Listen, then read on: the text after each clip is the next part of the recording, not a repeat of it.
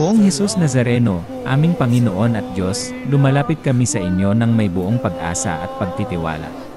Sa bawat bigat ng aming buhay, kayo ang aming sandigan. Sa bawat pagod ng aming puso, kayo ang aming lakas.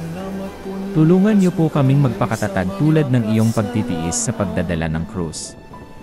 Gabayin niyo kami sa aming mga hakbang at pagpasiyahan ang landas na tama. Poong Nazareno, sa mga oras ng pag-aalinlangan, ipaalala niyo po sa amin na hindi kami nag-isa. Sa oras ng kaguluhan, kayo ang aming kapayapaan. Sa oras ng pangangailangan, kayo ang aming pag-asa. Pagpalain niyo po ang aming pamilya, ang aming mga mahal sa buhay, at lahat ng aming ginagawa.